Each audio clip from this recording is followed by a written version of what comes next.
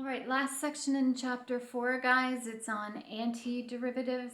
Antiderivatives, it's not even really a section in chapter 4. It's called an extension.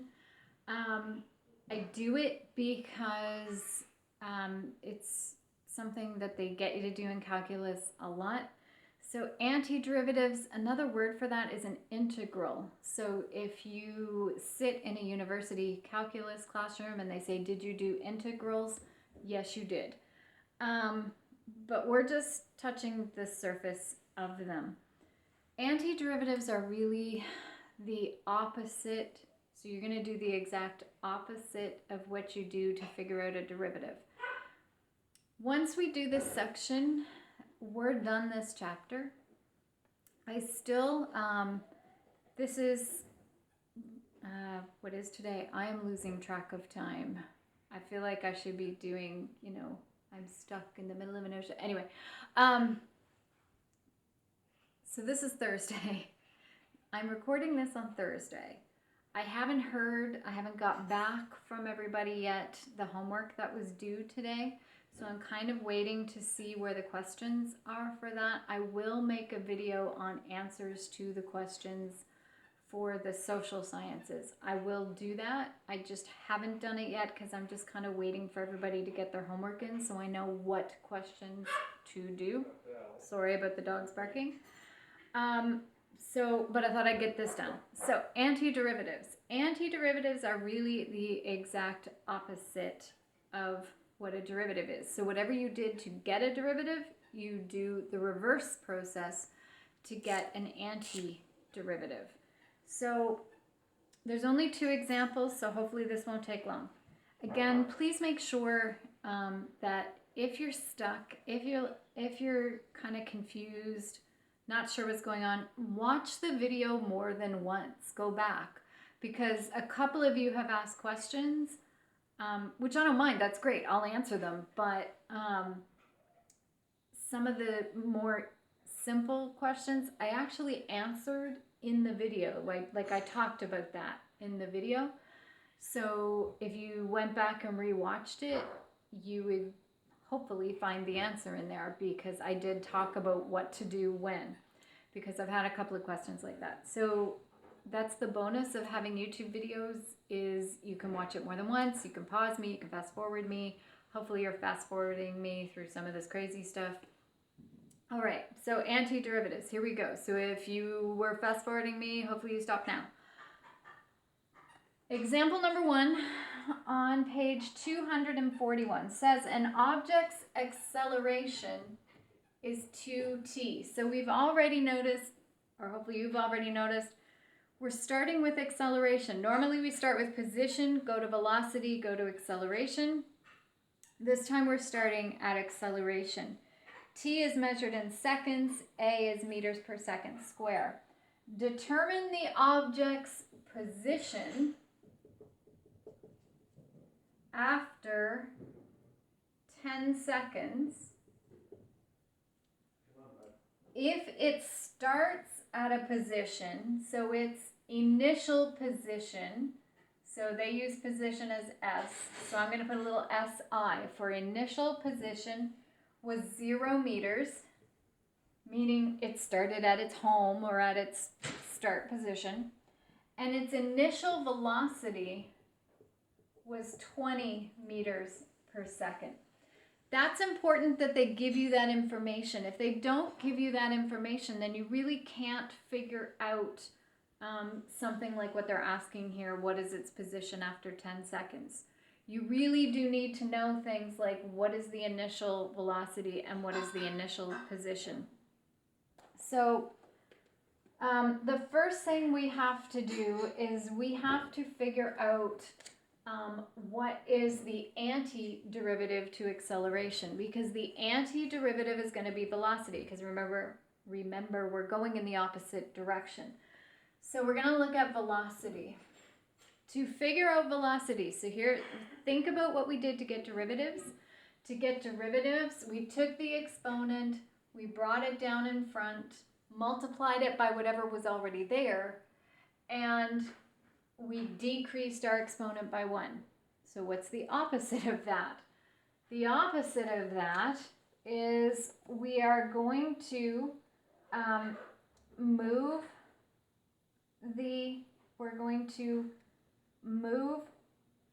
I just got to say this right, so just give me a second. What you're going to do is you're going to move the exponent. You're going to take this number, okay, and you're going to move it up here so that I have t squared. Sorry, that's wrong. Erase everything I just said. What you're going to do is you are going to take whatever exponent is here. So right now there's a 1 here. And you're going to increase it by 1. Because when we do the derivative, we decrease the exponent by 1. So with the antiderivative, you increase the exponent by 1. So 1 plus 1 is 2. Whatever exponent you put here, you're going to divide whatever number is here by 2. So 2 divided by 2 would be 1. I'll do that again with the next one. So if you didn't get it the first time, just keep listening. So to recap very quickly, I increased my exponent by 1 to make it 2. And whatever exponent is here, I divided my coefficient by that. So 2 divided by 2 is 1. Now here's the question, here's the problem with doing antiderivatives. If I do an antiderivative, there might be a constant here. There might be a number here like 7. Because it should work out that if I do the derivative of this, I end up with 2t. I end up with just 2t, right? Because the derivative of this should end up being this. But there could be a constant here, because if there was, say, a 7 here, when I did the derivative, I would end up with nothing here. So there might be a constant there. I don't know. Which is why they give you this information over here. They say your initial velocity is 20 meters per second. What they mean by initial velocity, if you're in physics, you have an advantage here. What they mean by initial velocity is if your time is 0, your velocity is 20. So if my time is 0, so 0 squared, my velocity is 20. So all I did was I filled in 0 for my time and I filled in 20 for my velocity. Now if I solve this, I end up with 20 is equal to c. So the constant that should go there is 20. So my formula for velocity is t squared plus 20. That's my formula for velocity. I just did the antiderivative. The antiderivative of 2t is t squared, and in this case, plus 20. So I'm going to do the same thing because now I need a position formula. So to do the antiderivative so that I get position, to do the antiderivative, I increase this exponent by 1. So that's 3. And then I take whatever number is here and I divide my coefficient by that number. Well, the only coefficient here is 1. So this is 1/3 t cubed. To do the antiderivative of this, there's no variable there. So it's like I have t to the 0. So if I increase my exponent by 1, that becomes t to the 1st. And then if I divide this by 1, I still have 20t. Now again, I don't know if there should be some constant here or not.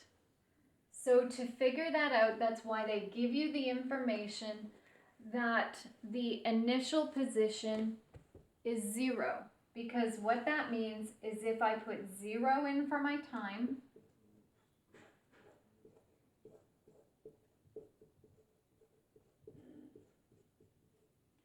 my initial position, my position would be 0.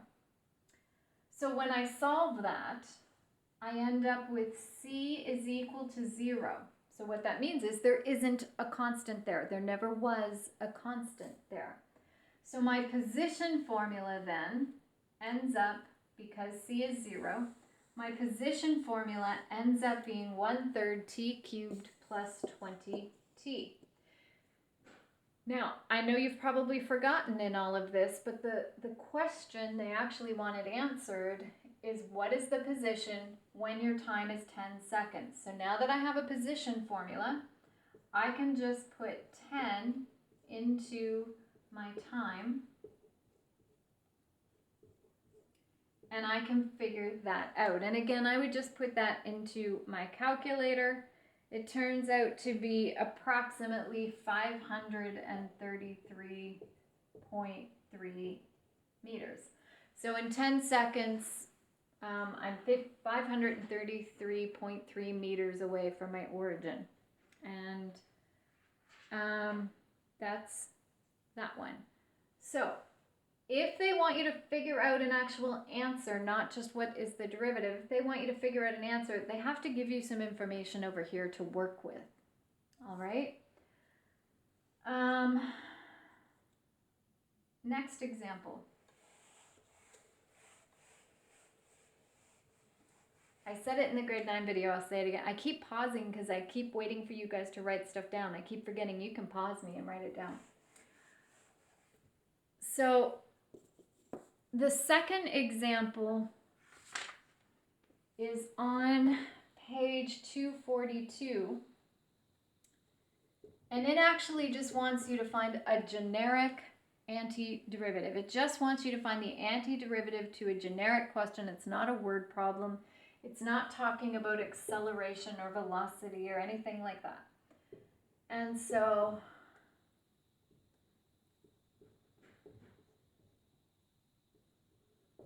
they say the derivative was this. The derivative was this. Find the antiderivative. So figure out what was the formula that gave you this derivative. So if I'm going to go backwards, if I'm going to find the antiderivative, so we'll go through the steps again. First, we increase this exponent by 1. So it's x cubed. Whatever number is here, we divide the coefficient by that. So 3 divided by 3 is 1. So this would just be x cubed or 1x cubed. Do it again. So here, I increase my exponent by 1. So that's going to be x squared. Divide my coefficient by that new exponent. So 8 divided by 2 is 4. So this one, this is the one that people forget. There really is a variable there. It's like x to the 0. So if I increase that by 1, I get x to the first, which means I have to divide this by 1, and I get 5. Now, again, I don't know whether there should be some constant there or not. And it's not like the word problem where they gave me some extra information so I could figure that out. So what I do is I make an assumption that there might have been a constant there, and I indicate that by saying plus possibly a constant of some kind. There might be like a 27 there or something. So that, and you can know if you're right, because if I do the derivative of this, if I bring my 3 down, that's 3x squared. If I bring my 2 down, that would be minus 8x plus 5. And then if there was a constant there, wouldn't matter what it was, whether the number was 1 or whether the number was 1 million. If I did the derivative of this constant, I would get nothing, and nothing is there. So that is the antiderivative. I'm going to post this Friday morning with some work to do.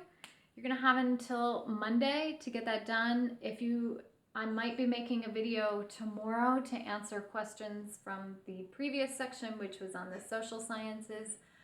Once that's done, I think I'm going to do up an assignment for chapter 4.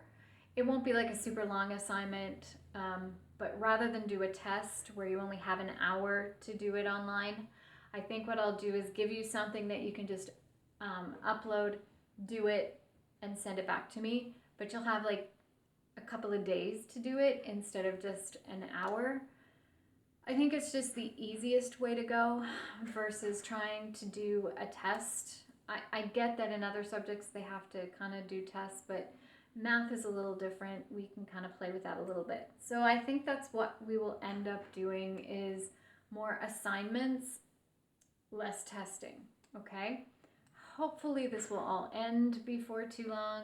We can get back to normal. We can, do things the way we normally do it. But for now, I think that's how we're going to have to do it. Please be turning in your assignment, even if all you have to do is look at the assignment and there's nothing to upload to me. If you could please just turn it in so that I know you've seen it. Most of you are doing a good job at that, and I have been in contact with most of you, but there's a couple of you I haven't heard anything from, and I want to make sure that I'm not losing anybody in all this, okay? So we'll talk to you again, maybe Friday. This was uploaded Friday morning, but maybe during the day on Friday I might have an answers video for the last section. Other than that, this won't be due until Monday. Enjoy your weekend. Go out and have fun. Please go outside, get some fresh air. I know you can't really go anywhere, but you can at least go outside and have fun. Go do that. And we'll talk to you again on Monday. See you later.